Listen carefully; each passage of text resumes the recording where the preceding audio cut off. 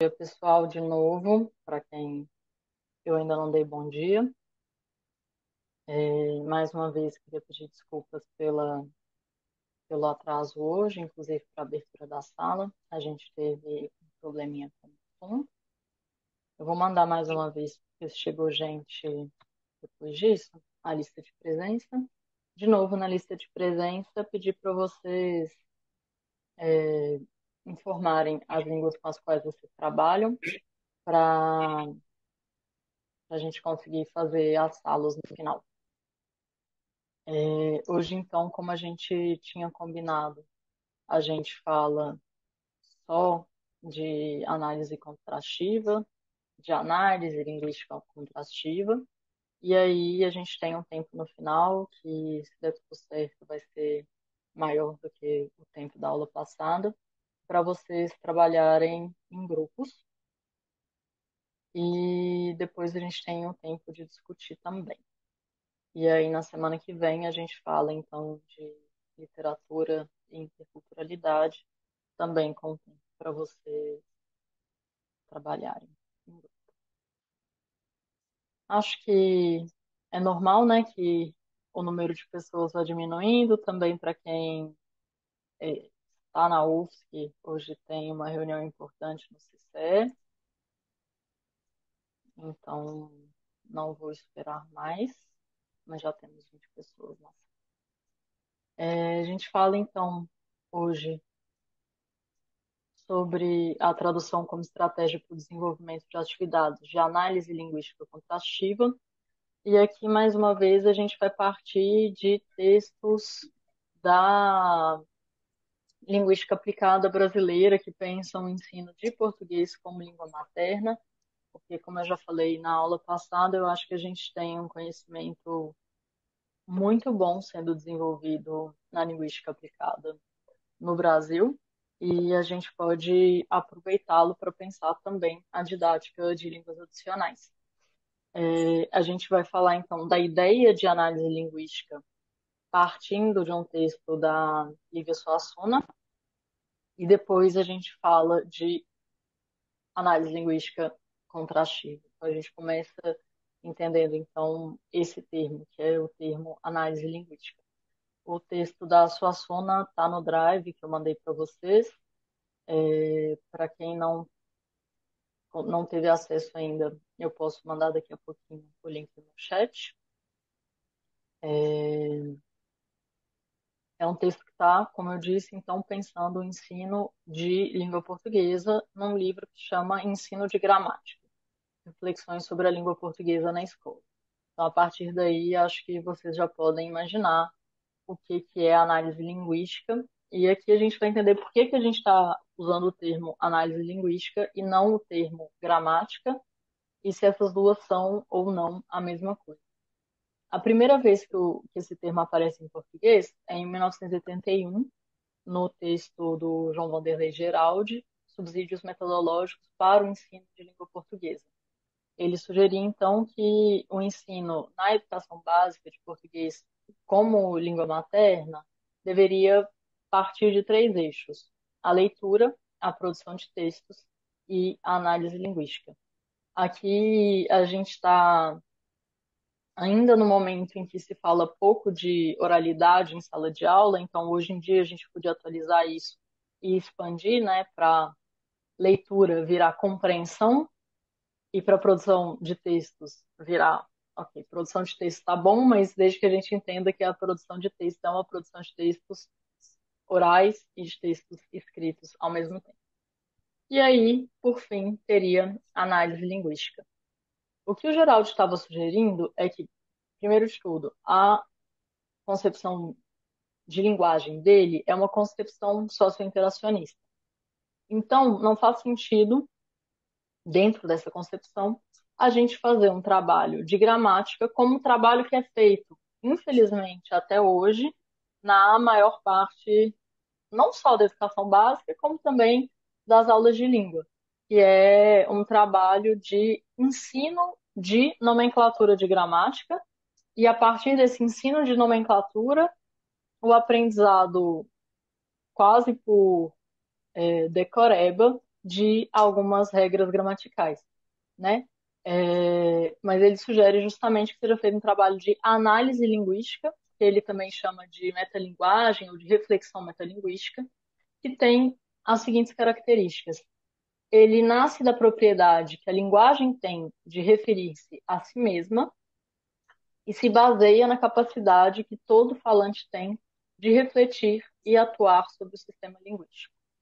Além disso, é praticado primordialmente a partir da escrita do aluno, num processo de revisão e reescrita textual, que exige uma tomada de consciência dos mecanismos linguísticos e discursivos acionados quando o uso da linguagem, e tem um sentido mais amplo do que o já associado ao termo gramática, uma vez que dá conta de processos e fenômenos enunciativos, e não apenas de ordem estrutural.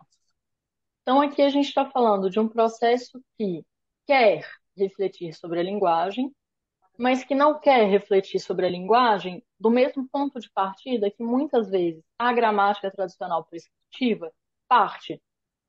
A gramática tradicional prescritiva parte praticamente do discurso de que a gramática é um produto cultural elitizado de uma classe superior, que por ser superior deveria ter imitado o que ela considera de melhor, né? E o que ela considera de melhor e muitas vezes não pratica. A gente tem uma série de estudos que mostram como as gramáticas prescritivas se distanciam muito dos falantes, mesmo os falantes mais escolarizados, mesmo os falantes escolarizados e de classes sociais mais altas, etc., né? Então, ela é um modelo inatingível e a gente também tem uma série de estudos que vão mostrar, tem textos muito bons do Fará, por exemplo, que vão mostrar não só o abismo entre a gramática prescritiva e a fala culta, tanto a fala como a escrita em geral, como também como esse abismo existente e o discurso de importância que se dá à gramática prescritiva, ele colabora para uma baixa autoestima do falante nativo de português, né? É um senso comum compartilhado por muitas pessoas que, ai, eu não sei falar português, ai, português é tão difícil, ai, mas eu escrevo mal, etc.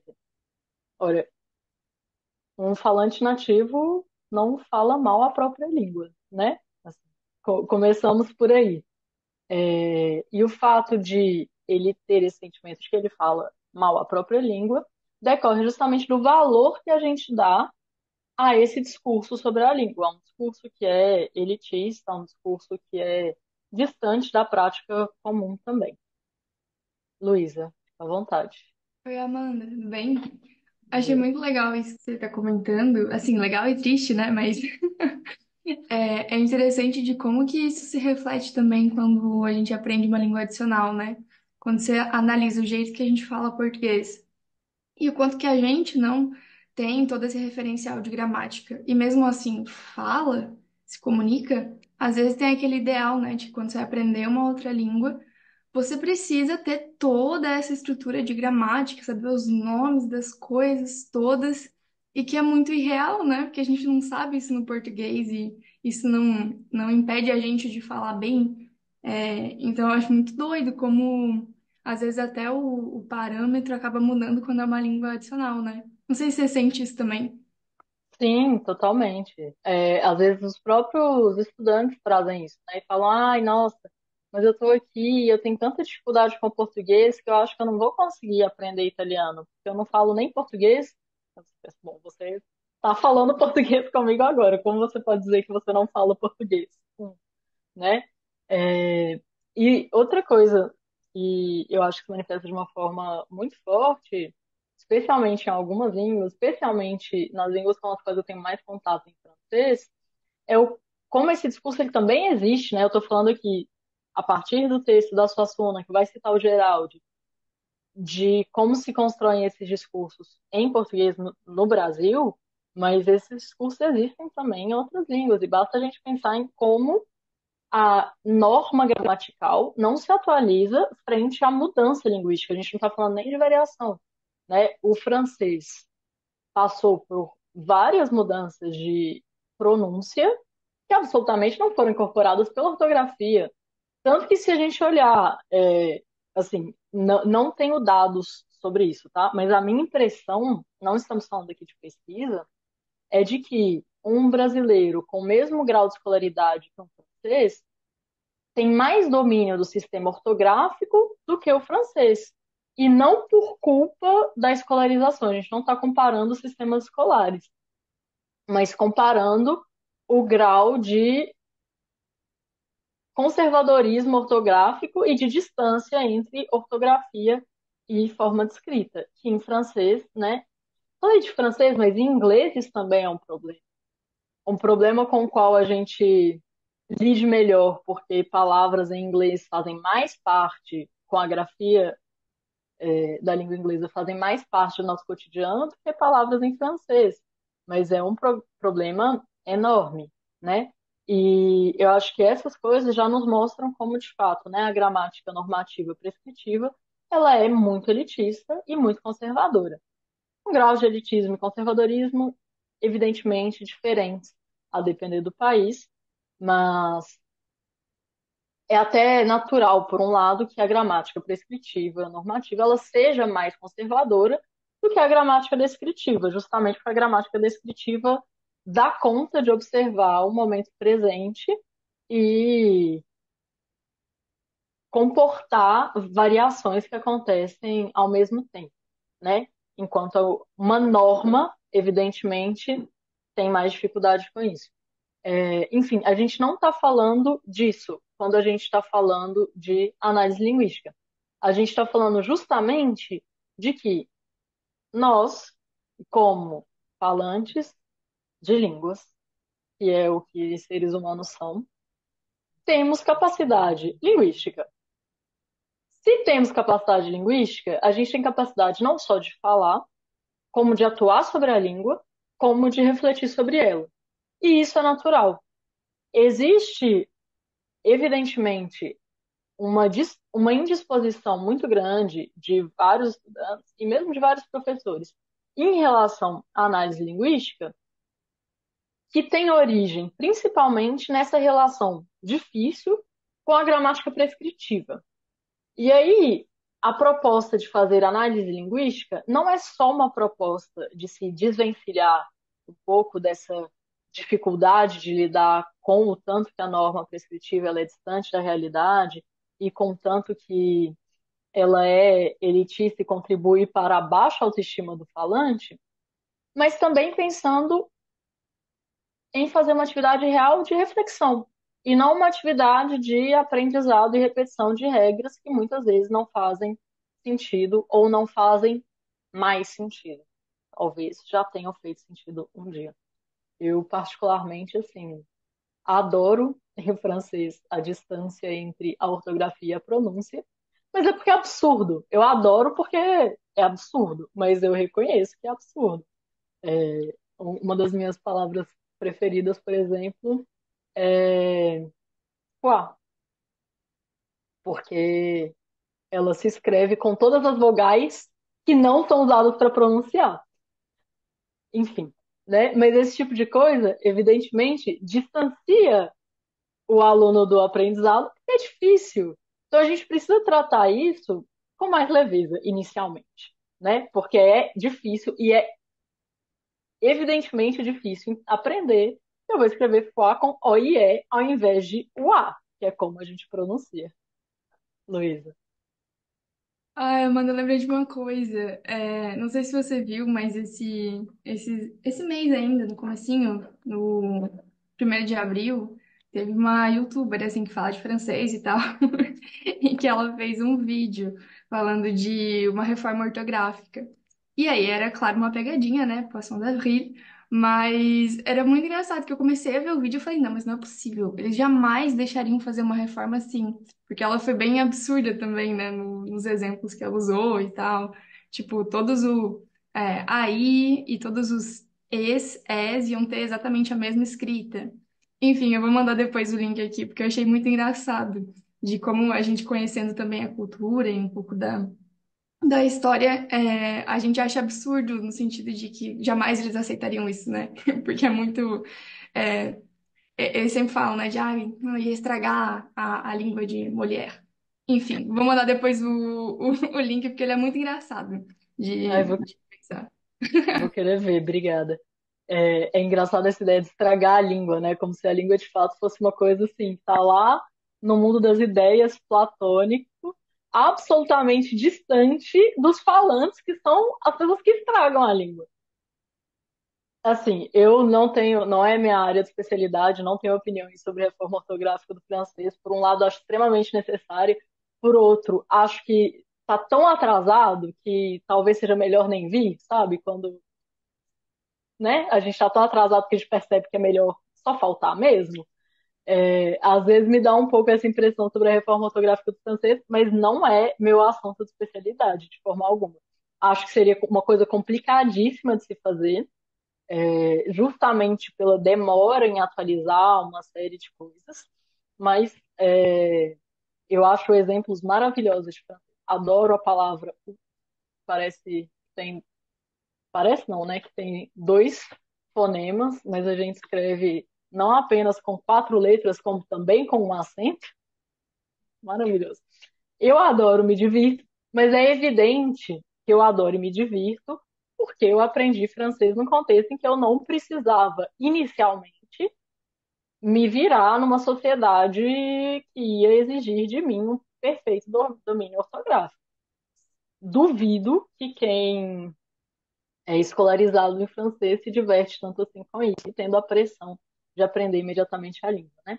Esse é só um exemplo para a gente pensar em como muitas vezes a norma prescritiva ela é muito distante da realidade. E aí a gente pode, né, fazer paralelos também com a reforma ortográfica, a última que foi implantada no Brasil, que terminou de ser implantada em 2012, e foi né, ainda que tenha se ocupado de coisas pontuais, não só de minúcias, não acho que foi só isso, mas se ocupou de poucas palavras da língua, uma ou outra regra de acentuação, eliminou trema, tentou dar mais uniformidade para as regras de hífen, etc.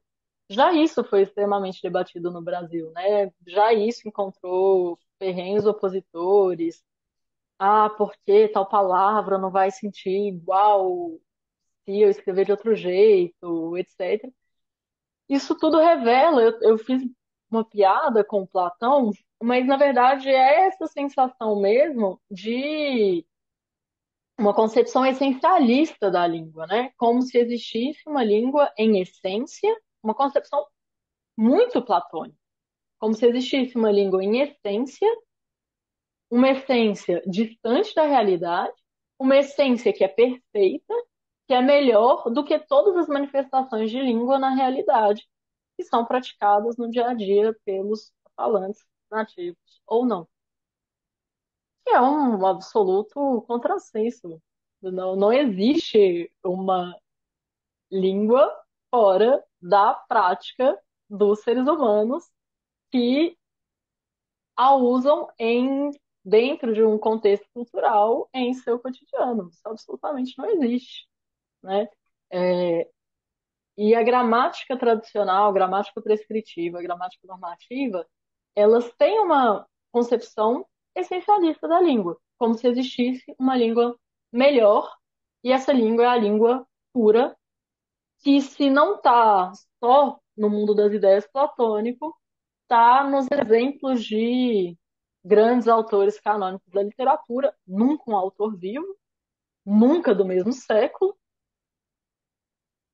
e sempre os autores escolhidos, a depender do que o gramático quer ver, a depender do que ele quer demonstrar, porque mesmo entre autores canônicos do século XIX não existe padrões, não existem padrões absolutos, né?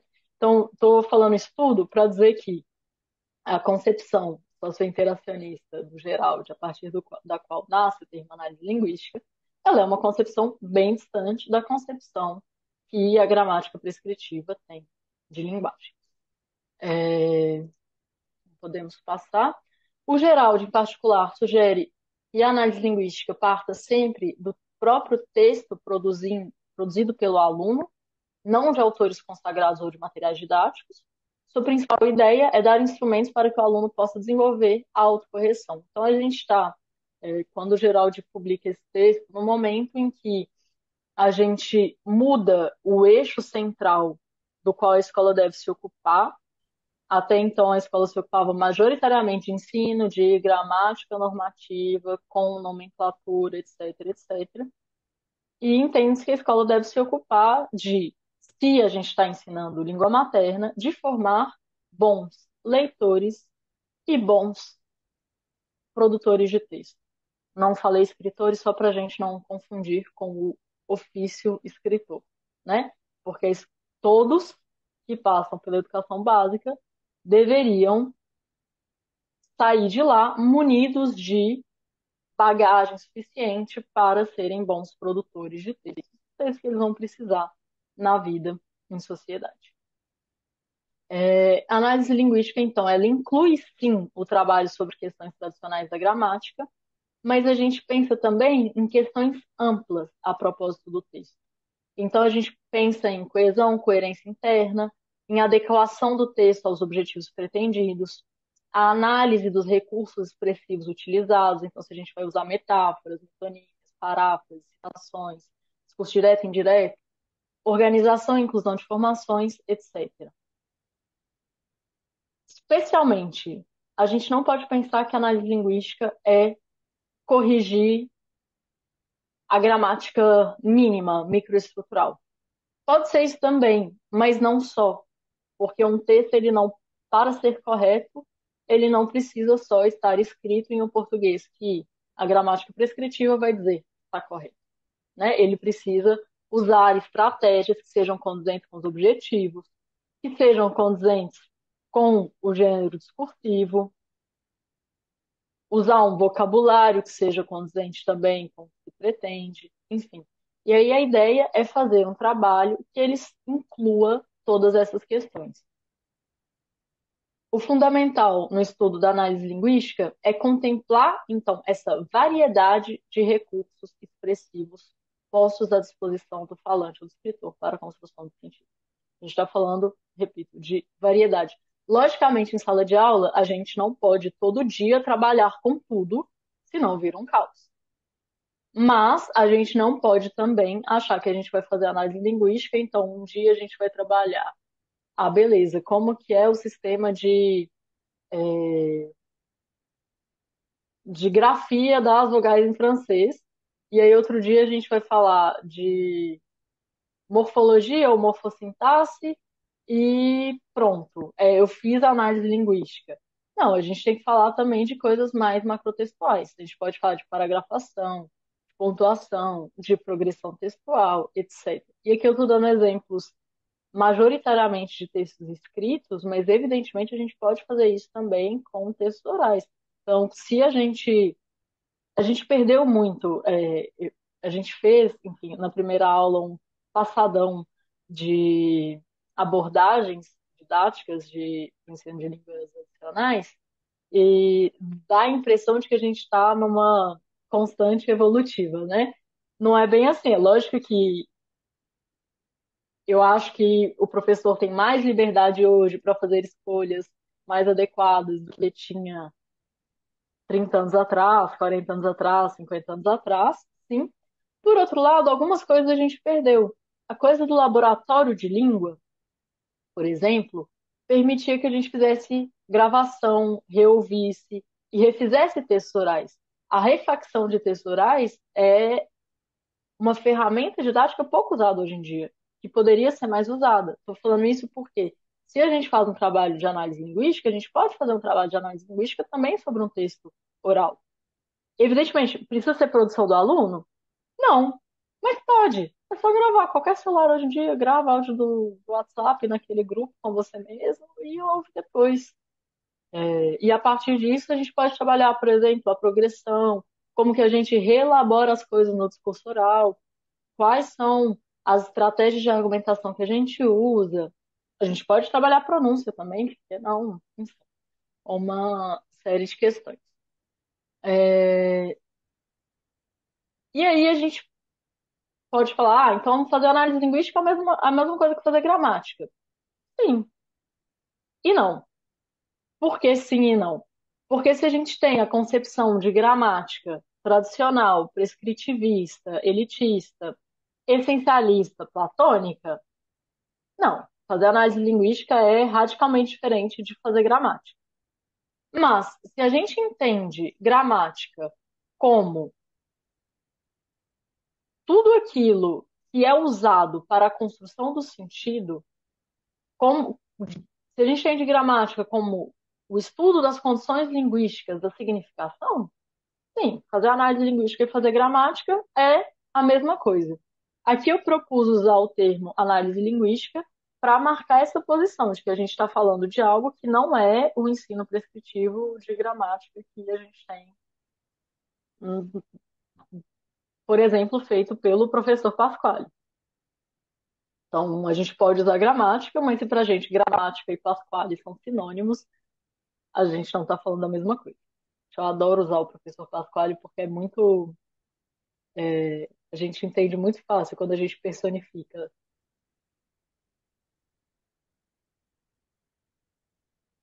Vocês estão me ouvindo? Eu percebi que a minha internet está instável. Sim. Sim? Tá bom, obrigada. Então, a gente tem essa concepção de gramática que é diferente, e aí por isso eu acho mais simples usar o termo análise linguística, que aí a gente não corre o risco de fazer uma falsa sinonímia. A gente pode fazer tanto atividades epilinguísticas quanto atividades metalinguísticas, quando a gente está falando de análise linguística, embora o objetivo da análise linguística seja em si a atividade metalinguística. Já explico. Atividade linguística a gente faz o tempo todo, ou seja, a gente faz atividades de linguagem o tempo todo, em língua materna, se a gente é falando de língua adicional, se a gente é aprendiz de língua adicional também, enfim. As atividades epilinguísticas, por sua vez, elas dizem respeito à capacidade de operar sobre a linguagem. Ou seja, eu vou fazer escolhas, eu vou começar a escrever uma frase de um jeito, entender que não era bem isso, apagar e reescrever essa frase. Isso é uma atividade epilinguística, porque eu estou operando sobre a linguagem. Eu posso terminar de escrever um texto e reler. Aqui eu já fiz várias vezes hoje. Eu comecei a construir uma frase, mudei o sujeito que eu esperava fazer né, no começo. Então eu voltei atrás e corrigi a, a concordância. Enfim, isso acontece o tempo inteiro. Mas a atividade epilinguística é uma atividade marcada pela intuição.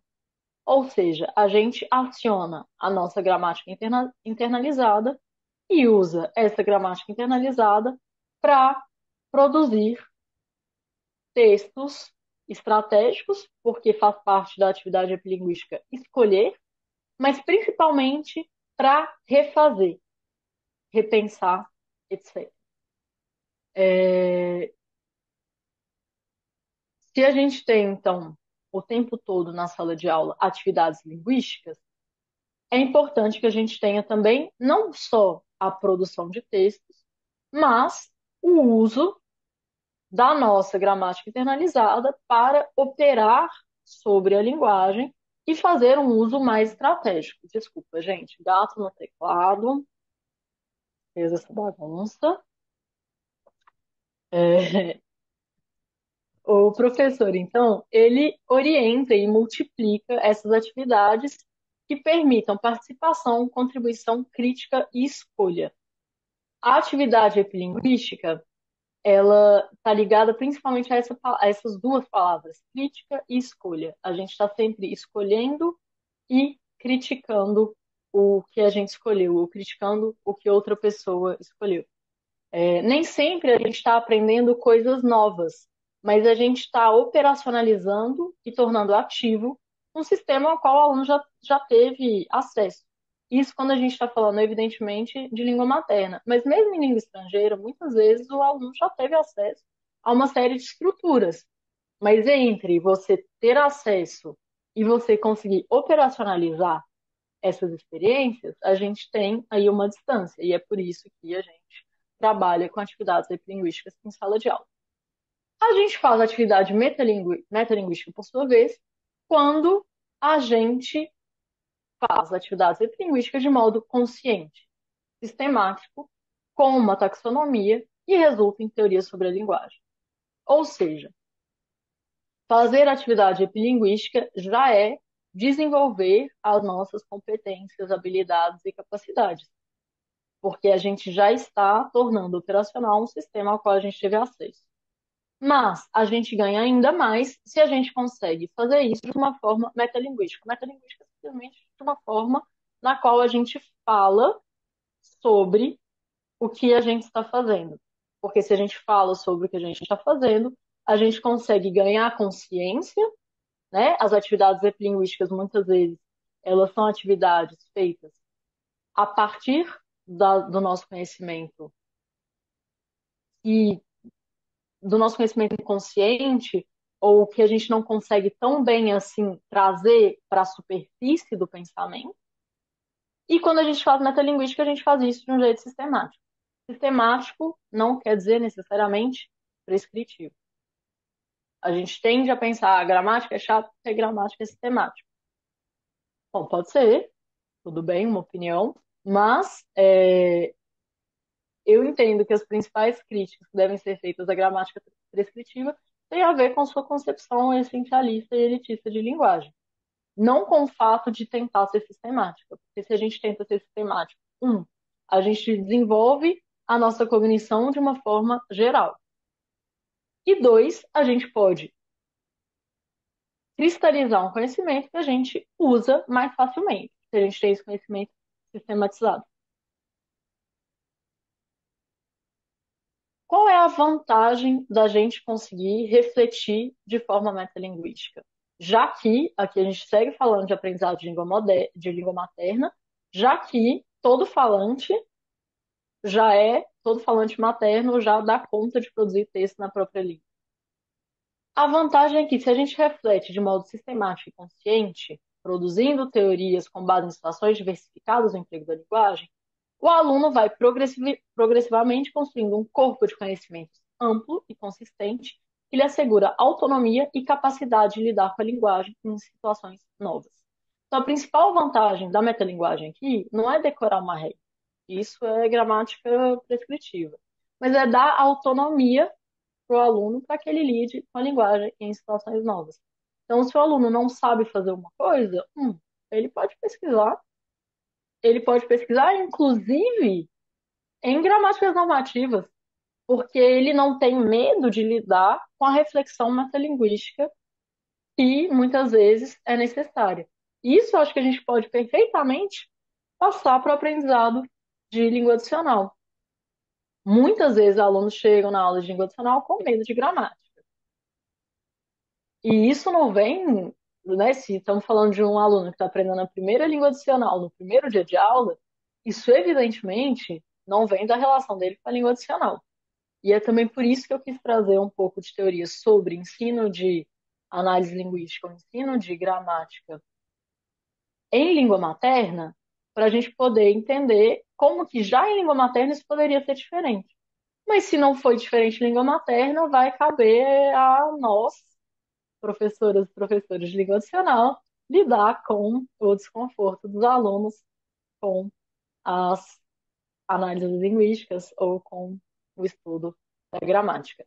Mas aqui a gente precisa entender que toda vez que a gente estiver trabalhando com análise linguística, o que a gente quer é assegurar para os nossos alunos autonomia e capacidade de lidar com a linguagem em situações novas. Principalmente quando a gente está falando de textos escritos, se a gente tem alunos que sabem pesquisar, não tem medo de usar ferramentas a seu favor, são bons utilizadores de ferramentas também, etc., a gente consegue ter um nível de produção textual absurdamente alto, mesmo que o aluno não tenha, por exemplo, o mesmo nível de produção de textos orais. Porque se a gente tem autonomia e a gente sabe pensar a língua, a gente consegue produzir autonomamente, mesmo textos que não fazem parte de coisas que a gente domina, né? Enquanto eu Meu espanhol é péssimo, absolutamente péssimo, inexistente. Eu faço aula, mas no tempo que eu tenho, que é nenhum. Ou seja, Pequeno purinho? é, Pode ser. E um pãozinho de queijo, né? Isso. é bem dramático o meu nível de espanhol. Mas quando eu preciso escrever, tá tudo bem, porque dicionários, gramáticas, tradutores, capacidade de revisão, etc. Vamos. Assim, tá tudo bem, né? Os textos que eu preciso escrever em espanhol são textos básicos de comunicação entre pessoas, não artigos científicos, graças a Deus. Mas, enfim. Quando a gente fala de nomenclatura, existe também aqui uma reflexão que a gente precisa fazer, que a gente pode voltar para as aulas de português na educação básica. Então, muitas vezes, o ensino de português na educação básica é um ensino de nomenclatura. Então, eu vou aprender no ensino fundamental 2, ou ainda no 1, na verdade, eu vou aprender substantivos. Eu vou aprender substantivo comum, substantivo abstrato, substantivo concreto, substantivo abstrato, nome próprio, nome comum. E aí a gente começa a falar de gênero e a gente tem os epistenos, o comum de dois gêneros. Gente, se me perguntar hoje, eu preciso consultar, tá? Toda vez. Preciso consultar. Por quê? Essa nomenclatura foi ensinada numa época em que o objetivo era aprender mais a nomenclatura do que a lidar com os objetos. Quando a gente fala numa perspectiva mais contemporânea, socio-interacionista, que pensa em fazer análise linguística, a gente não está falando a nomenclatura é inútil, mas a gente está falando a nomenclatura não é o objeto de aprendizado. O objeto de aprendizado é a língua. E isso coloca a nomenclatura em seu devido lugar. Que é, da mesma forma como para fazer biologia, eu preciso dar nome científico às espécies, se eu quero aprender uma língua, e aí, evidentemente, depende do contexto de ensino-aprendizado, do objetivo, do nível em que o estudante está, etc, etc. Te lembra, isso aqui é um texto que fala principalmente do ensino de língua materna. Mas se para aprender biologia eu preciso dar nome aos bois, por que para fazer língua eu não preciso dar nome aos bois? Para aprender língua eu não preciso dar nome aos bois. A nomenclatura, ela é útil, e ela é útil na medida em que ela é necessária para o pensamento científico, em qualquer área. A nomenclatura não é o nosso objeto de, ela não é o nosso objeto de estudo. A nomenclatura é uma ferramenta a partir da qual a gente desenvolver o nosso conhecimento linguístico, a nossa capacidade de reflexão sobre a língua. Então, a aprendizagem da nomenclatura pode ser feita, tá tudo bem, ela não é condenada. Ela só não é o nosso objeto principal de estudo. Porque a nomenclatura ela é útil para a gente falar sobre a língua. Ela não é o que nos faz aprender a língua, né? Assim, eu posso saber o que que é um subjuntivo composto. Daí a saber usá-lo é outra história. Daí a saber refletir a partir dessa noção é outra história também. Então aqui a gente não está condenando a nomenclatura, mas a gente está entendendo que ela serve na medida em que eu vou desenvolver a minha reflexão. E a gente pode colocar, ela está depois da atividade linguística, ela está depois da atividade epilinguística, e ela está na etapa da reflexão metalinguística, e ainda assim, a gente pode refletir metalinguisticamente e, na reflexão metalinguística, aprender nomenclatura. Ela não é uma condição inicial para tudo acontecer, né? Agora sim, depois desse longo parêntese, eu sempre falo que vai sobrar mais tempo, e aí, agora que eu olhei as.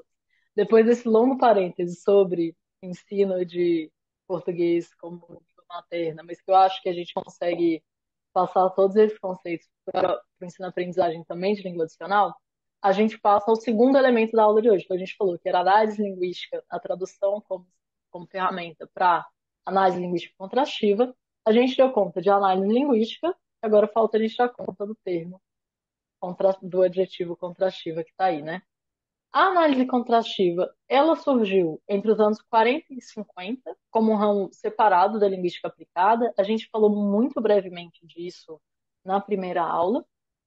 O objetivo, especialmente num cenário muito condicionado pelo behaviorismo, fui falar de behaviorismo e a minha escolha lexical já foi behaviorista, mas a gente tinha um cenário não só na didática de línguas, mas num cenário intelectual nos anos 40 e 50, no qual o behaviorismo era uma corrente de pensamento central, que influenciou também o ensino de línguas e influenciou também a linguística aplicada. Então, a análise contrastiva ela se desenvolveu nesse cenário, no qual a gente pretendia estudar em contraste língua adicional e língua materna, para que o professor soubesse identificar as diferenças que geram dificuldades e erros.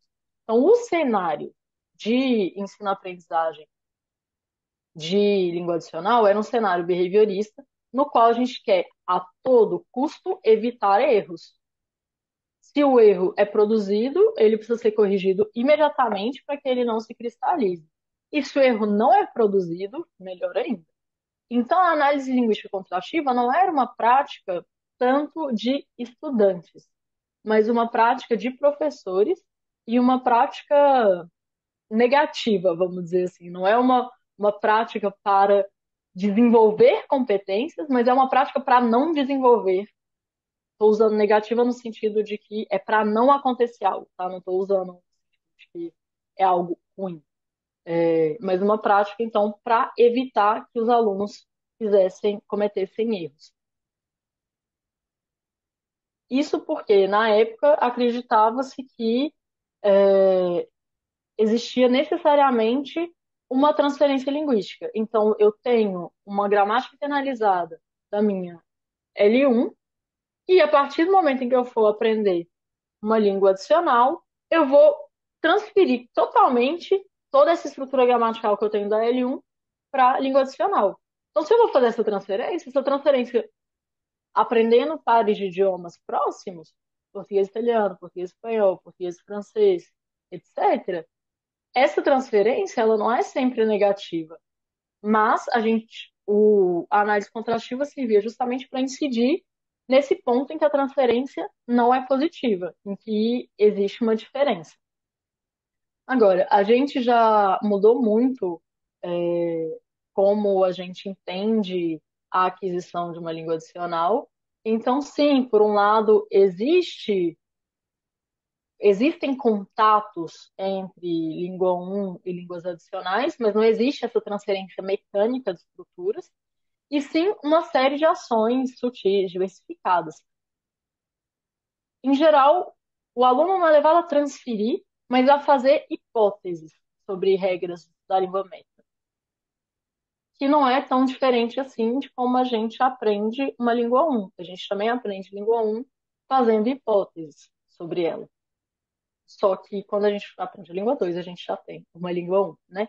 Então, a partir do momento em que o behaviorismo cai por terra como teoria de aquisição de linguagem, ou seja, a partir do momento, principalmente, em que se desenvolvem as pesquisas do Chomsky e do gerativismo, a análise contrastiva ela cai um pouco em desuso e hoje em dia ela foi um pouco retomada, ainda que não seja uma grande área dos estudos linguísticos, que se ocupa de outras coisas. Então, primeiro, entende que fazer comparação linguística é fazer também comparação cultural, a gente não consegue separar conceito de cultura. E quando a gente fala em análise contrastiva, a gente está falando não necessariamente de ensinamento de língua estrangeira, mas também de descrição das línguas individualmente, de tradução, de elaboração de dicionários bilíngues, etc. Além disso, é fundamental. Antigamente, nos anos 40, 50, 60, a gente tinha ainda uma análise contrastiva que usava elementos muito pequenos de linguagem, e agora a gente tem um entendimento de que todas as unidades linguísticas comparadas mesmo que sejam só sons, devem ser contextualizados, ou seja, a gente precisa estudar o uso em contexto linguístico e extralinguístico, e o objetivo da comparação é o texto, é essa unidade de comparação que a gente tem. Né? A gente já falou disso, que a gente, mesmo quando a gente lida com coisas pequenas, a gente está lidando dentro de um texto. A gente não vai ficar aprendendo, sei lá, o significado da palavra, qualquer palavra. A gente não vai aprender significado de palavras aleatórias apenas a partir de uma lista de palavras. Eu já vi isso em sala de aulas. Lista de palavras e aprende lista de palavras. Mas essas palavras, elas precisam estar dentro de um texto, de um contexto comunicativo, etc. E na análise contrastiva, na ciência, ramo da linguística, análise contrastiva, os dados linguísticos analisados são sempre autênticos e extraídos de corpora textuais bilíngues, ou seja, a gente não trabalha com dados não autênticos. Isso quando a gente fala da ciência. Quando a gente passa para a didática de línguas, obviamente, a questão é um pouco mais ampla. Uma outra questão que é fundamental que a gente fale é sobre a relação da análise contrastiva com os erros. Então, a gente falou que a análise contrastiva ela visava evitar que erros se produzissem, mas hoje em dia a gente não precisa tanto evitar que eles se produzam, porque os erros são justamente uma manifestação de que o sujeito aplica as próprias capacidades mentais para formular regras da língua método, da língua que a gente quer aprender. Ou seja, o erro é uma fase de passagem necessária que é criada quando as hipóteses do aluno desaguam em regras erradas. Então, o erro é uma coisa natural que vai acontecer, que a gente não precisa evitar a todo custo, e que a gente pode justamente partir do erro para trabalhar a análise linguística e desenvolver capacidades de autocorreção, que era exatamente o que o Geraldo estava falando em 1981, sobre o ensino de língua materna. Então, hoje em dia, a ideia de que existe uma transferência linguística que vai ocorrer sempre e necessariamente e que ela vai ser sempre negativa quando a língua materna e a língua adicional são diferentes, ela caiu por terra. Tá? Então, a análise contrastiva ela surgiu com essa ideia de prever erros, mas a gente não está falando de análise contrastiva aqui, falando de vamos prever erros, mas falando de vamos lidar com os erros quando eles aparecerem. E vamos lidar com os erros, inclusive quando as línguas forem semelhantes, porque a gente não erra só quando as línguas são diferentes. Quem dera. Quantas vezes a gente não tenta falar uma palavra em estrangeira, especialmente as mais próximas, né?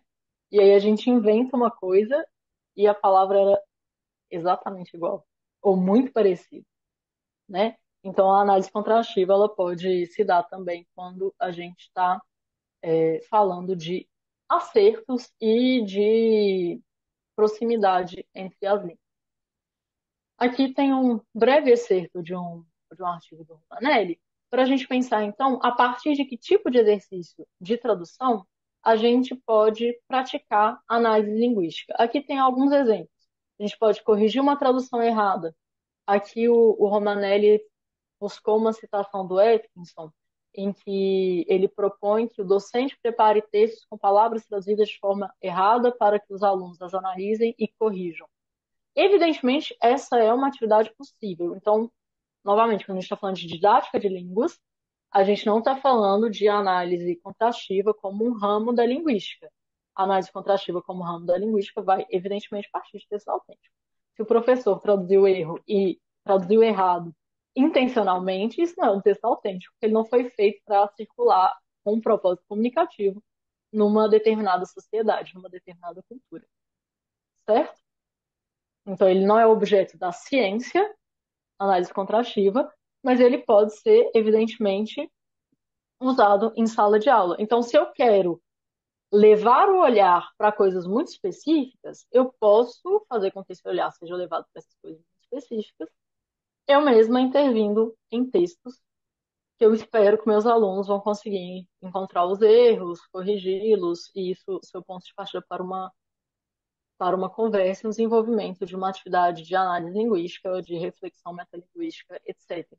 Mas não necessariamente também o docente precisa preparar esses textos, né? A gente pode trabalhar com textos de alunos que estejam incorretos, tanto num trabalho de refacção de texto individual, como num trabalho de refacção em grupo, em dupla, como num trabalho de refacção em que a gente tem uma equipe separada de produção e de revisão de textos. A correção de traduções, ela pode ser também a correção de traduções que existem. O que tem de texto mal traduzido na internet, gente? Assim, hoje em dia, o texto do Atkinson, que ele estava falando isso, é um texto de 93, mas hoje em dia a gente tem erro autêntico de tradução. A gente tem textos autênticos com erros de tradução absurdos, então a gente pode recorrer a eles se a gente tiver um objetivo em mente no qual esse corpus faça sentido, né? A gente pode consolidar determinados argumentos mediante traduções. Então, tanto pensando em gramática, então em estrutura morfológica, morfossintaxe, quanto pensando no vocabulário, em estratégias de argumentação, etc., a gente pode consolidar mediante traduções, não necessariamente consolidar sempre produzindo textos, é uma possibilidade, mas da mesma forma como a gente falou na aula passada, que às vezes as atividades de retextualização elas podem ser atividades que simplificam o esforço criativo, as atividades de tradução também podem ser atividades que simplificam esforços criativos. E isso não quer dizer que é porque então vai ser mais fácil e a gente não vai precisar produzir texto em língua adicional. Não, isso quer dizer, eu posso usar atividades menores, de menor esforço criativo, para guardar energia para outras, para que a atividade que eu vou fazer de produção seja uma atividade motivada, por exemplo, para que eu possa escrever um texto ou produzir um texto oral num contexto real de uso, né? Então a gente não precisa, a gente tem também um pouco consolidado até hoje a ideia de que a gente precisa terminar cada unidade didática como produção textual. E às vezes isso pesa na sala de aula, isso pesa nas agendas, isso pesa para o professor que tem que corrigir um milhão de coisas. E a gente pode dosar a intensidade dos esforços criativos, né? Também com atividades de tradução. Além disso, a gente pode comparar versões diferentes. Aqui o Atkinson vai falar de comparar versões diferentes dadas pelo docente, mas não necessariamente. A gente pode comparar versões diferentes produzidas pelos alunos, escolhas feitas pelos alunos. Ou a gente pode comparar versões diferentes existentes, principalmente quando a gente fala de tradução de literatura. Às vezes a gente tem várias edições com traduções diferentes do mesmo livro. E aí a comparação dessas versões pode nos levar a refletir, talvez sobre aspectos gramaticais mais micro, mas talvez sobre qual variedade foi escolhida para traduzir aquilo. Às vezes uma pessoa pensa, estou pensando aqui, por exemplo, na Divina Comédia. Eu acho muito curioso que a gente tem uma Divina Comédia em quadrinhos que pega uma tradução literária já existente. Então, por mais que seja uma tradução multimodal, tenha desenhos maravilhosos, etc., o texto é um texto muito literário, em tercetos, etc, etc, etc, bem dantesco. Isso não é o caso da Divina Comédia em quadrinhos, mas a gente tem outras adaptações que adaptam muito a linguagem também, né? Eu falei para vocês na aula passada do livro da Anelisa Ribeiro, que chama, eu sempre erro, não é Romeu e Julieta. Alguém lembra? Não, tá. Mas enfim, Romeu e Julieu. Romeu e, desculpa, Romieta e Julieu. Romieta e Julieu. Obrigada. A gente tem Romieta e Julieu, por outro lado, que tem uma linguagem, uma escolha de variedade linguística mesmo, muito diferente da escolha da maior parte dos tradutores do Shakespeare.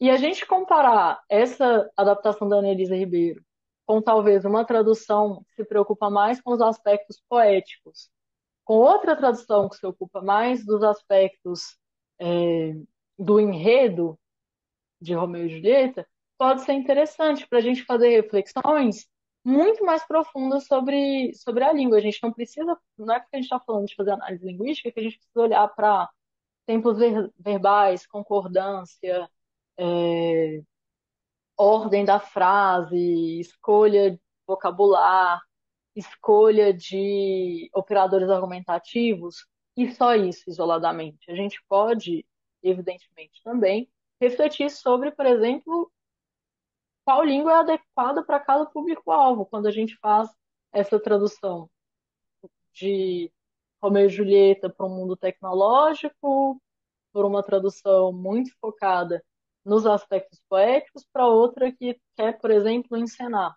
Romeu e Julieta. Né? São coisas bastante diferentes, e isso nos permite fazer reflexões profundas também sobre a língua, e isso faz parte de uma atividade de análise linguística. Não é porque não é gramática stricto sensu, gramática que a gente vai encontrar no compêndio de normas gramaticais, que é uma coisa diferente de análise linguística. Então, por fim, comparar versões diferentes escritas pelos estudantes, isso pode ser feito de formas diferentes, né? Isso pode ser feito em duplas, por exemplo, em grupos.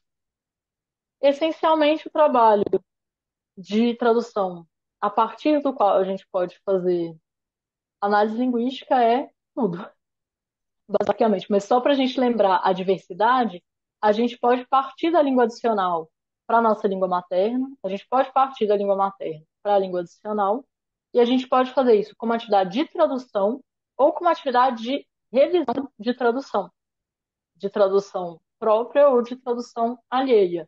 Inclusive, e isso não estava nos textos que eu trouxe, porque, obviamente, são esses textos que eu citei por último, especificamente, são textos anteriores à existência de tradutores automáticos, inclusive textos gerados por tradutores automáticos e inteligências artificiais.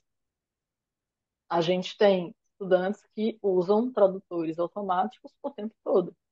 Aliás, não vou ser hipócrita, eu uso o tradutor automático o tempo todo. Fundamental que a gente saiba lidar com as traduções resultantes dos tradutores automáticos, né? Eu uso tradutor automático o tempo todo. O que não quer dizer que eu escrevo um texto em português, jogo no Google, estava falando que meu espanhol é ruim, jogo no tradutor para o espanhol, pego e colo na minha caixa, colo no meu e-mail e mando. Evidentemente não, eu reviso esse texto. Eu analiso as outras possibilidades que o próprio tradutor me dá. Se eu desconfio de alguma coisa, eu faço uma pesquisa. Enfim, existe todo um processo que a gente precisa fazer para a gente conseguir usar tradutores automáticos como ferramentas e não como produtores de tradução, né? Eu acho que essa é a virada que a gente precisa fazer. Tradutores automáticos, eles se vendem como autores de tradução. E a gente precisa usá-los como ferramentas de tradução e se encarregar da autoria, da revisão, da escolha, etc, etc. E ensinar nossos estudantes a fazer isso.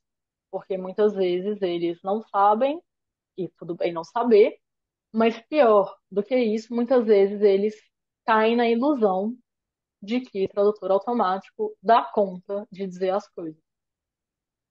Sim, o tradutor automático é muito útil para quem tem uma base de conhecimento da língua, mas quando a gente está falando de línguas próximas, por exemplo, que compartilham o mesmo alfabeto, estou dizendo isso porque, assim, eu não ouso usar tradutor automático para japonês, por exemplo, porque eu não sei japonês suficiente sequer para pesquisar. Mas talvez, nunca fiz esse teste, tá? Mas talvez eu pudesse tentar usar tradutor automático para galego. Não sei nada de galego, mas é uma língua próxima, né? Então, não é só a base de conhecimento da língua, mas é também uma base de capacidade de reflexão sobre a língua. Então, não é construir só o conhecimento linguístico, mas é construir a habilidade metalinguística, porque aí a gente forma pessoas que sabem se virar no mundo contemporâneo, né? Que eu acho que para quem está ensinando língua materna, para quem está ensinando língua adicional, o objetivo é o mesmo, é que as pessoas sejam capazes de usar os próprios conhecimentos dentro da sociedade na qual elas existem. Então, enfim. E aí, tá, o que que a gente pode fazer? Várias coisas. Então, tanto traduzir como revisar a tradução, tanto ter. Eu dei exemplos de atividades que vão propiciar uma reflexão mais ampla, mas eu acho tradução excelente quando a gente fala de espanhol, francês e italiano. Tradução é excelente para a gente pensar na diferente relação com os pronomes, especialmente os pronomes complemento, retos ou oblíquos, que, enfim, o português é uma língua que tende a abandonar pronomes complementos, né?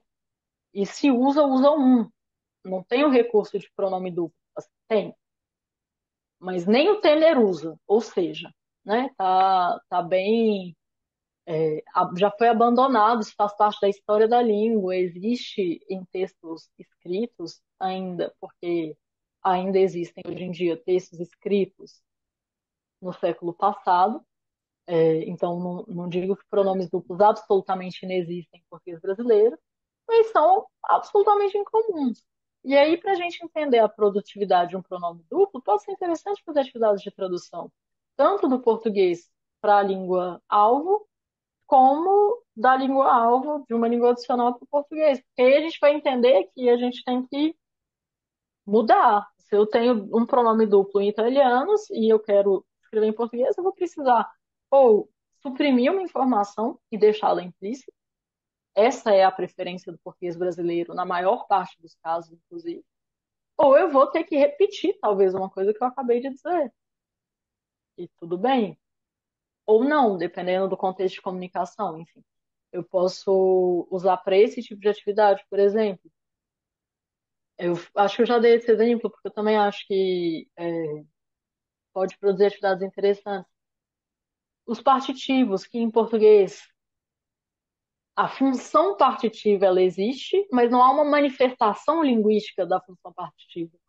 Digo isso porque quando a gente quer expressar uma ideia de parte em português, a gente suprime o artigo, né? Então eu falo, eu preciso de leite. A função partitiva está aí. Eu preciso de alguma quantidade de leite, evidentemente não preciso, certamente não de todo o leite do mundo, mas também não dá para dizer que eu preciso de um litro, de um copo, de uma colher, nada disso. Mas não há uma manifestação linguística desse partitivo, né? Ao contrário do que acontece em francês. Não com essa frase, na verdade. Mas se for se eu precisar dar uma receita e a quantidade não for expressa por uma quantidade indefinida, eu vou manifestar isso linguisticamente, de forma radicalmente diferente do que se faz em português. Então a tradução pode ser interessante para olhar também. E para olhar como, apesar de ser algo diferente, alguns usos vão ser iguais, como eu preciso de. E a tradução, ela pode entrar aí, a gente falou muito de análise contrastiva, diferenças, diferenças, diferenças, mas ela pode entrar também para a gente ver semelhanças, como um estudo mais detalhado dos partitivos poderia mostrar que existem diferenças, mas se eu falo eu preciso de, vai ser igual em francês. Eu lembro, faz um tempo que eu não dou aula de francês, mas eu lembro muito de alunos que aprendem partitivo, escrevem bastante. J'ai besoin du lait, porque eles aprenderam que o partitivo é du, mas é j'ai besoin de lait, né? Igual em português, igualzinho. Então, a atividade de tradução pode mostrar também isso. Olha como isso aqui é parecido. E aí não precisa ser necessariamente tradução, pode ser comparação de tradução e texto original, pode ser correção de traduções, etc.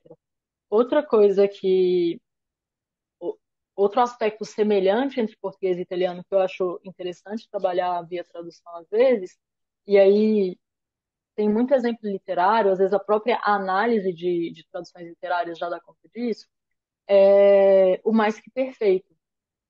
Mais que perfeito existe em português como em italiano, e tem uma tendência também que já me aconteceu em várias turmas. A partir do momento que os alunos aprendem o mais que perfeito, eles começam a usar em excesso, mais do que precisa. E aí, às vezes, mostrar uma tradução pode ser interessante para mostrar, olha só, como que na verdade é muito parecido com o português. A gente vai usar o mais que perfeito, estou falando é muito parecido com o português, pensando evidentemente no mais que perfeito composto, que é o que a gente usa mais cotidianamente. Não estou pensando aqui em trouxera, falara, etc., mas em tinha falado, tinha trazido, etc. E aí, às vezes, uma comparação pode ser interessante para mostrar, poxa, é verdade, a gente usa isso em português, usa pra caramba, mas a gente só usa quando a gente quer marcar uma relação de anterioridade fora da estrutura linear. Porque, às vezes, que eu vejo acontecer muito com os meus estudantes é que eles aprendem mais que perfeito e aí eles começam a usar, mesmo quando é uma narração que está seguindo a ordem cronológica, que está seguindo a ordem linear. E às vezes uma atividade de tradução pode mostrar isso. Olha como em português a gente não vai usar o mais que perfeito aí. Em italiano a gente também não usa o mais que perfeito e a gente usa quando a gente quer evidenciar essa relação de anterioridade. Enfim, o importante, o último aviso que talvez eu devesse ter colocado no PowerPoint, mas que eu gosto de fazer toda a aula, é que não é porque eu estou falando um monte de tradução que eu acho que tudo a gente resolve com tradução.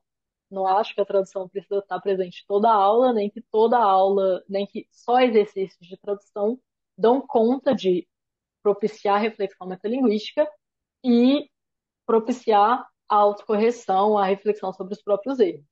Mas a tradução é uma das ferramentas que a gente pode usar para isso, tá? Gente, vocês têm comentários para fazer agora? Ou a gente pode separar em grupos para que vocês esbocem atividades, então, de análise linguística a partir da tradução? Lembrando que tradução pode ser produção de tradução, pode ser revisão de tradução, correção de tradução ou comparação de tradução.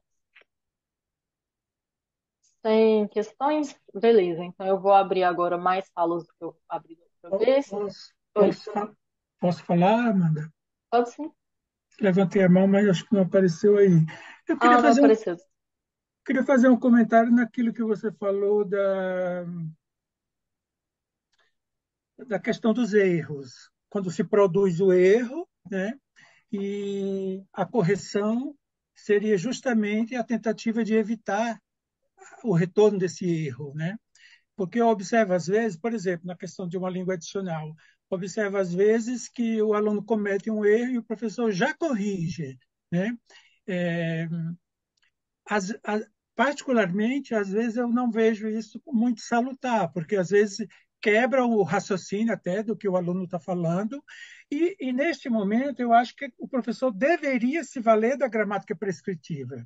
Neste momento, ele deveria, ou no momento posterior, trazer a questão de, a regra é assim que funciona e tal, porque com a gramática prescritiva internalizada, eu acho que aí sim o aluno tende a evitar produzir o mesmo erro, porque a correção, naquele momento, eu não vejo assim muito salutar. Tá. Opinião pessoal. Obrigada, João. Eu vou tentar dar uma resposta breve, porque eu acho que esse tema de correção de erro é um tema que dá muito pano para manga também. Daria para fazer um curso só sobre correção de erro. Primeiro, talvez aqui dizer que as coisas que eu trouxe nessa aula estão pensando principalmente em autocorreção, pensando em processo de refacção. Então, não é na correção imediata de erro, num feedback imediato, pensando principalmente a produção de textos escritos, ou se a gente está pensando em textos orais, pensando que a gente tem ferramentas para revocar esse texto oral, ferramentas registro, registro ou auditivo ou visual. né? E que nos permitam refazer um texto novo. Então, eu estou pensando num processo de correção que justamente pretende dar mais autonomia. Então, fazer com que o aluno produza um texto um e ele é capaz de fazer um texto 2 a partir desse texto um que é melhor. E capaz de incorporar esse processo que ele teve, pelo qual ele teve que passar do texto um para o texto 2, capaz de incorporar esse processo para fora da sala de aula, ele conseguir produzir um texto 3 melhor que o texto um. Ou produzir um texto 3 e, a partir do texto 3 ser capaz de fazer um texto 4 melhor que o texto um. Então, a gente está falando, eu acho que de ideias de correção e autocorreção um pouco diferentes. Agora, quando você fala em correção quando o aluno está falando, né? Principalmente, existem várias estratégias de correção. A correção imediata, ela vem sim dessa ideia behaviorista de não permitir que o erro se manifeste, se ele se manifestou, não permitir que ele perdure, que ele se repita e que ele passe sem ser corrigido. E eu também acho que é muito negativo, porque isso aumenta muito o filtro afetivo, aumenta a insegurança, faz com que os alunos tenham mais dificuldade em se expressar, etc. Constrange, obrigada. Eu já. Ai, isso vai ficar gravado no YouTube, não vou contar esse caso para vocês, não. Depois que acabar a aula, eu conto. A gente para de gravar. Mas eu acho muito constrangedor, sim, também. E, em geral, o que eu faço é anotar as coisas e depois fazer um geralzão com a turma.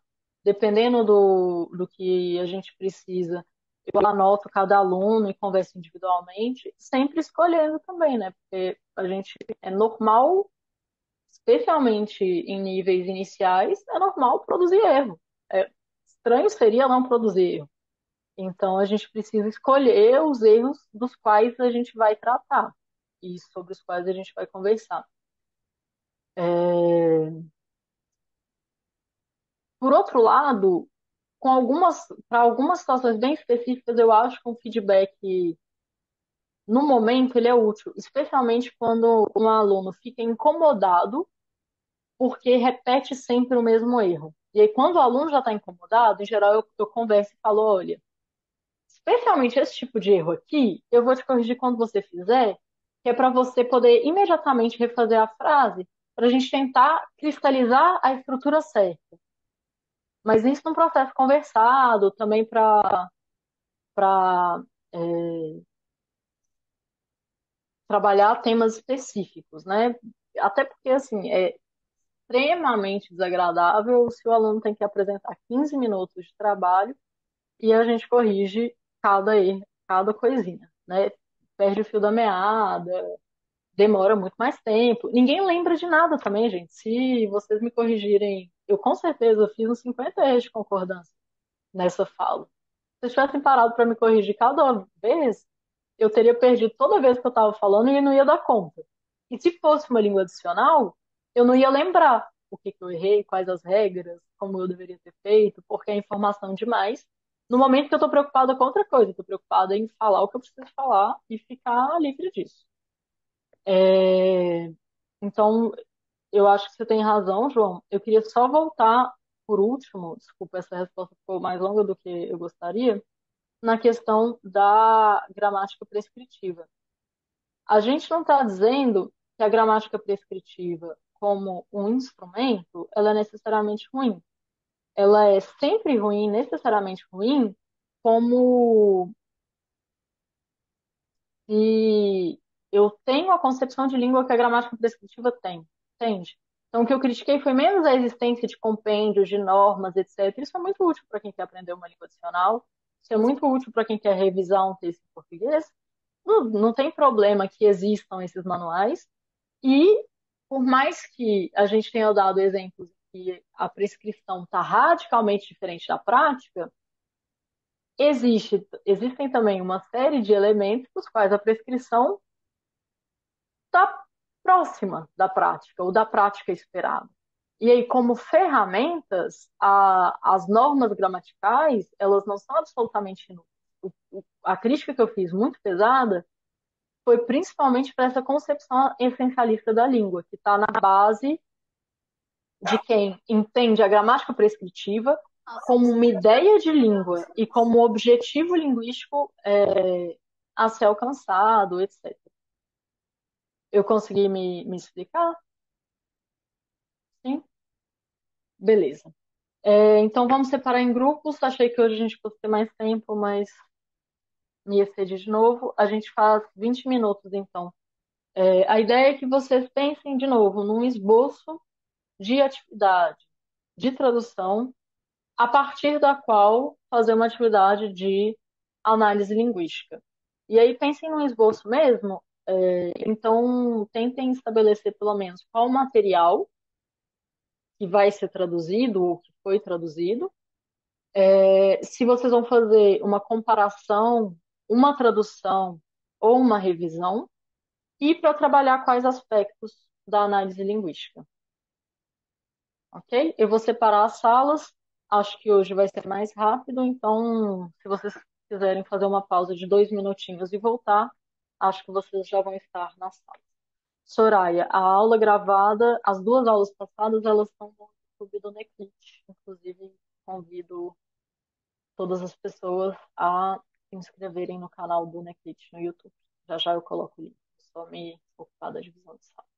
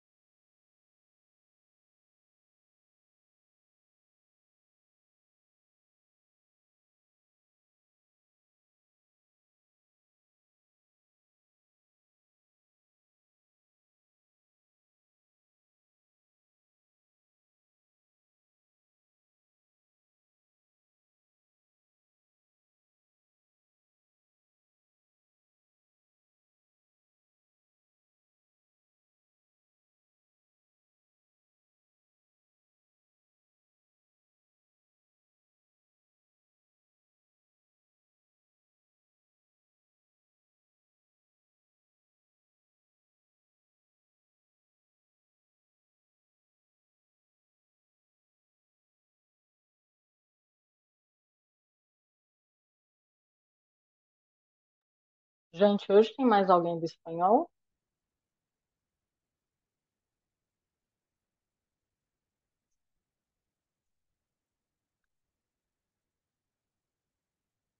Ah, beleza.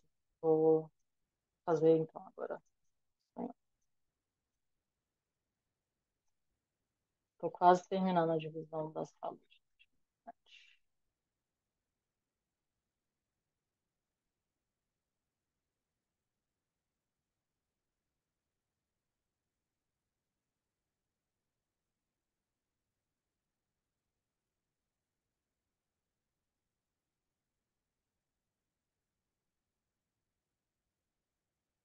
Pessoal, como hoje sobrou bem pouco tempo, eu vou pedir para a gente voltar às 11h50, que aí mesmo que a gente perca um pouco no debate, a gente consegue ganhar no tempo para vocês elaborarem a atividade.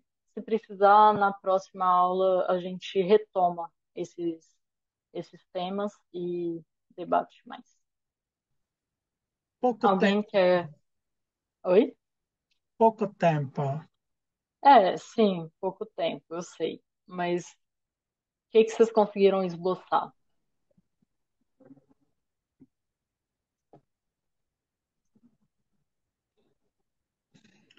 Posso falar, gente? Vai lá, João.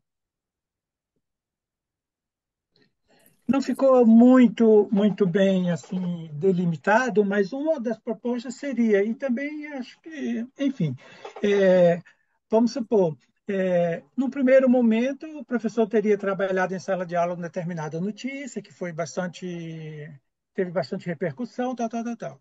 No segundo momento, o professor traria é, recorte de alguns comentários em relação a essa notícia. E esses comentários foram veiculados aí nas social media, né? Então, eles têm uma linguagem toda informal, né? Uma linguagem bem própria, né? Né? Da social media e tal. E aí, qual seria a proposta?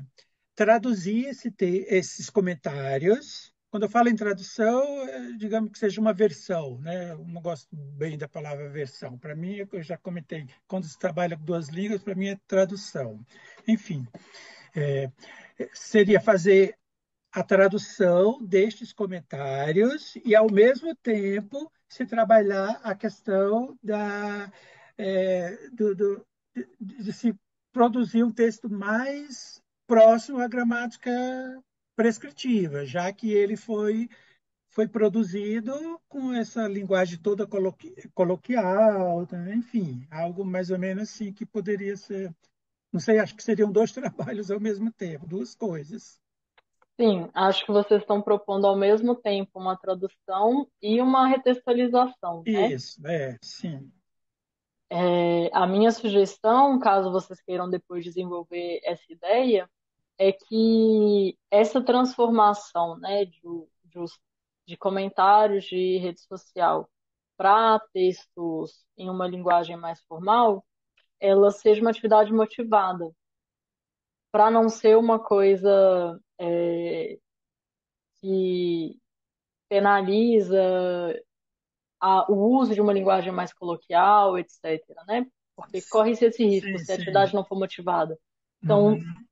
eu deixaria para vocês a pergunta: para que vocês vão transformar essa linguagem coloquial numa linguagem formal? Com qual objetivo?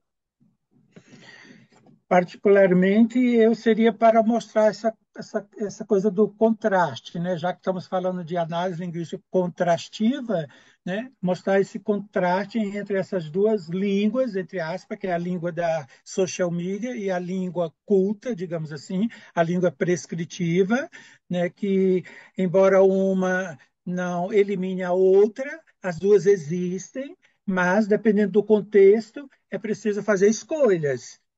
Sim, concordo. Mas o que eu disse de para quê é onde esse texto vai circular? Qual é a minha necessidade comunicativa? Entendeu? Para não ser só um exercício de gramática Entendi, contextualizada. entendi. Pode ser, assim, não é tão frequente, mas às vezes celebridades escorregam, por exemplo, fazem alguma coisa que não pega tão bem na opinião pública, e aí chove comentário negativo nas redes sociais, e esses Sim, comentários viram notícia.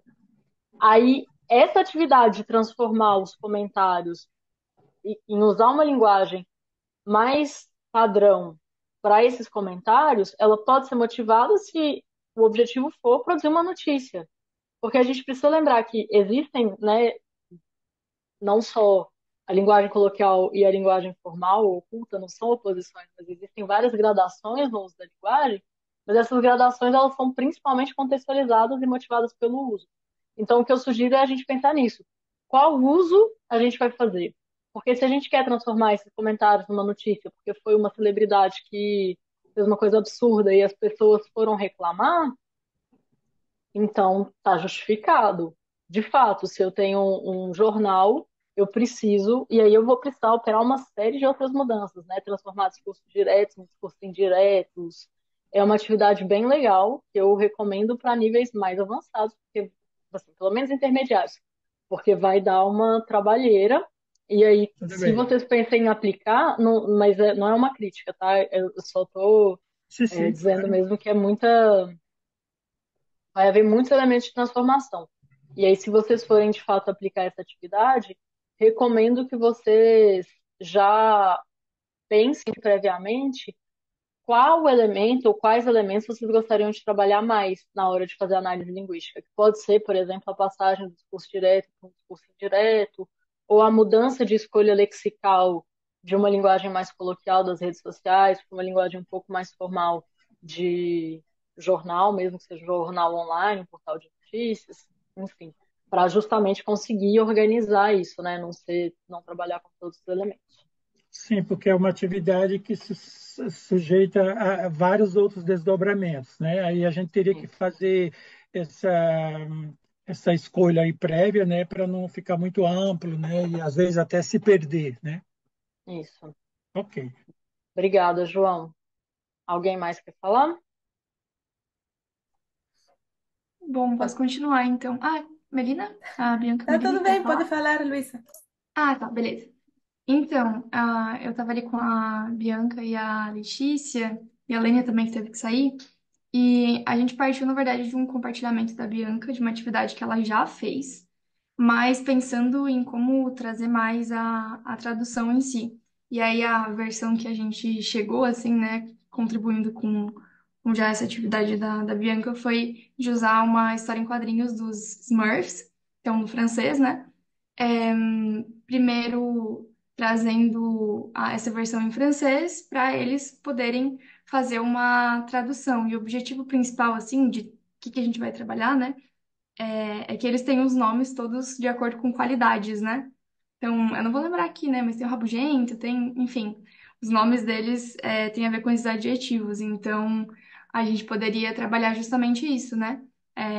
Esses adjetivos qualitativos, como que passa isso pro português. E uma ideia que a gente teve foi de propor para eles, para a gente poder também fazer esse exercício de tradução, mas depois de comparar, poderia ser feito em grupos, por exemplo. Então, ali em grupo eles vão fazer uma tradução, outro grupo vai fazer outra, e depois a gente vai compartilhar isso, e ver quais foram as escolhas. Então, propor também essa reflexão no sentido de, por que que aqui vocês escolheram tal adjetivo? Ou vai passar além dos adjetivos, com certeza, né? Mas conseguir perceber que a gente tem muitas possibilidades, né, na língua, e aí entender o porquê de escolher uma ou outra. Enfim, também talvez surjam aqueles erros que a gente pode usar como uma forma de reforçar, né, como que isso acontece de fato na língua adicional. E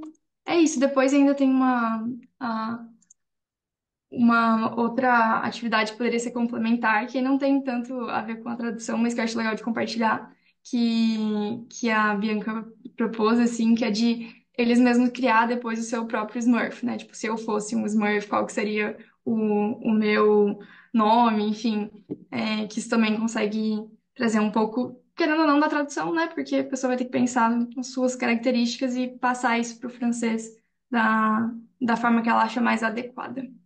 E é mais ou menos isso. Não sei se eu falei tudo, Bianca, Letícia, se quiserem complementar. Perfeito, Luísa. Achei bem legal também. E tocou num ponto que eu não falei praticamente, mas que é um ponto que a tradução viabiliza muito também, que é trabalhar as nuances lexicais, né? Porque é muito fácil, nem é muito fácil, mas é mais fácil trabalhar vocabulário se a gente trabalha com campos semânticos bem amplos e a gente aceita muito, principalmente nos primeiros níveis, né? Palavras que não são exatas, mas que estão próximas ali do sentido que se quer, etc. E esse tipo de atividade é muito legal para trabalhar as nuances de vocabulário. Eu achei ótima ideia e vou copiar, gente, já aviso. Obrigada. Quem mais quer falar? Posso Falta o falar? pessoal Isso, por Oi, favor. Amanda, oi, colegas. Então, com um breve tempinho aí que tivemos, começamos a discutir algumas ideias, né? Eu comentei uma proposta que foi aplicada já com alunos de público-alvo universitário, nível 5 de letra espanhol, né? E assim, a proposta foi assim, pensar fazer uma tradução a partir da língua materna para a língua-alvo, espanhol no caso, né? A partir de um contexto real de língua, né? De tradução, né? Os alunos foram lá para o museu histórico, e a fazer uma visita guiada, né? Então, em língua materna, a partir desse texto, né? Que era um texto oral, no caso, nesse momento, né? Os alunos tomaram nota, gravaram e tal. E a proposta era retextualizar, a partir do conceito de Lissola, né? Nesse caso, desse gênero, visita guiada, para outro gênero, que seria audioguia, né? Então, seriam dois tipos de produção que os alunos trabalhariam. Claro que estou falando de um trabalho de 2, 3 meses, praticamente, né? Mas vou tentar sintetizar aqui brevemente. E então seria essa retextualização do gênero visita guiada para audioguia. Então, nesse primeiro momento, o encargo de tradução seria isso, né? Eh, então, os alunos, no primeiro momento, né, trabalharam com tradução, com várias versões, né, várias produções, né, e sempre com algumas propostas, né, ó, agora vamos a trabalhar a questão mais extralinguística primeiro, a adequação ao gênero, né, porque ia ser de um gênero para o outro, né, então, está adequado ao gênero, está adequado ao público-alvo, né, que seriam, sei lá, hipoteticamente, turistas, né, hispanofalantes que visitariam esse museu. Então, primeiro foram trabalhando questões assim, questões mais de análise linguística mesmo, né? Questão dos pronomes pessoais, pronomes de tratamento. Vocês vão usar o tu, vão usar o vós, né? Pensando nesse público. A questão de pronomes demonstrativos, né? Que se usa muito para esse gênero, aqui, allá, à la derecha, à esquerda, enfim. Advérbios também, advérbios de lugar, enfim. Toda a questão mais linguística mesmo, né? Sempre seguia trabalhando a partir dessas versões e a gente dava esse feedback para o aluno, né? Eles trabalhavam em duplas nesse texto escrito, né? Quando eles já né, alcançaram um nível bom assim de texto, né?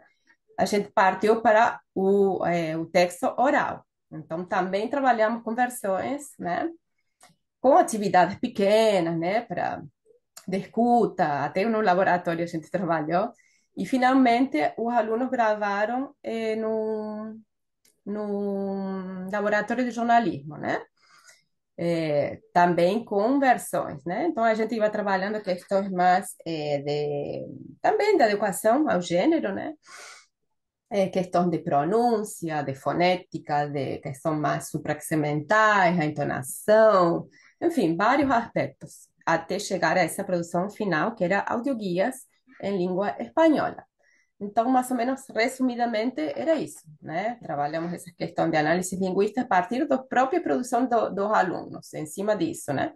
Não foi assim, teve momento que sim, né? Que não tem como não cair na análise gramatical, né? Mas a partir dessa produção, né, dos próprios alunos.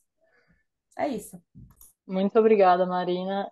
Relato muito legal, né? Mas, a gente tem dificuldade, às vezes, de trabalhar com projetos longos, mas projetos longos são extremamente produtivos, ricos, porque permitem esse projeto em especial, né? Uhum. um projeto motivado, então com uma produção real, que vai ter uma inserção no mundo. É uma sequência E, didática, né? Várias etapas. sim, muito legal. Obrigada pelo relato, Marina. De nada. Falta só o inglês, certo? Isso. Oi, gente, bom dia. Obrigada por aguentar aí até agora, 1h06, mas eu vou falar brevemente. Eu estava falando com a Fernanda que eu realmente estou fazendo ensinando sobre o Romeu e Julieta para minha aluna de 11 aninhos. E depois que a professora me sugeriu Romeu e Julieta, Romieta e Julieu, É muito difícil. eu dei uma olhada, eu achei incrível, mostrei para ela também. E, bem, a ideia é. Eu primeiro introduzi a partir de um vídeo a história de Romeu e Julieta em inglês. A gente fez, né, atividades sobre o decorrer da história. Depois a gente. E aí eu mostrei Romieta e Julieu para ela. Ela achou muito legal. E aí eu voltei para uma forma textual, mas mais adaptada, obviamente, não erudito, para ela conseguir ler, mas eu foquei especialmente no final da peça, porque o que eu quero é que a gente, agora o próximo passo vai ser reescrever o final do livro com a inspiração do roteiro de Romieta e Julieu. Então ela já viu o texto adaptado, mais juvenil, entendeu o contexto, né? A gente, né, já tinha explorou isso e agora a gente vai tentar, eu quero estimular ela a escrever em inglês. Então, Uhum. mais para o internetês, que seria a ideia do roteiro, né? Mais próximo do que a gente viu em Romieta e Julieu. Quem não viu, eu vou mandar aqui o link, que tem uma amostra do livro, que é bem legal. Legal. E o que que você acha que apareceria de análise linguística para trabalhar? Assim, sei que é hipótese, depende do que ela produzir, mas como você vê esse elemento específico? Eu acho que seria trazer o conhecimento que ela teria da fala, né, a partir de outras mídias que ela tem contato, música, séries, etc., né, para botar isso em escrito, né? Acho que seria essa o mais interessante, de como que você vai escrever uma gíria e, Uhum. né, e pensar nisso. E também é porque ela é resistente em escrever em inglês. Então eu quero estimular isso, assim, sabe? Uhum. Legal. Isso pode trazer uma discussão interessante também, né? Sobre quais registros usar, entender que ela pode escrever em inglês cheio de gíria, dependendo do objetivo, que talvez seja um Isso. jeito de capturá-la para a escrita, né? De Uhum. fazer com que ela tope a tarefa. E Uhum. ao mesmo tempo, assim, mas toda e qualquer gíria que eu falo, eu vou escrever? Ou só algum? Acho Uhum. que pode trazer reflexões interessantes. Gente, peço desculpas por ter atrasado. Desculpa, eu te cortei, Bárbara. Não, não, era isso Não? mesmo. Tá, obrigada. Gente, peço desculpas pelo atraso, agradeço a paciência. Semana que vem a gente tem, então, nosso último encontro. A gente vai falar de tradução de literatura e desenvolvimento de competência intercultural. Tentarei ser bem pontual, para a gente terminar mais cedo e ter mais tempo para discutir.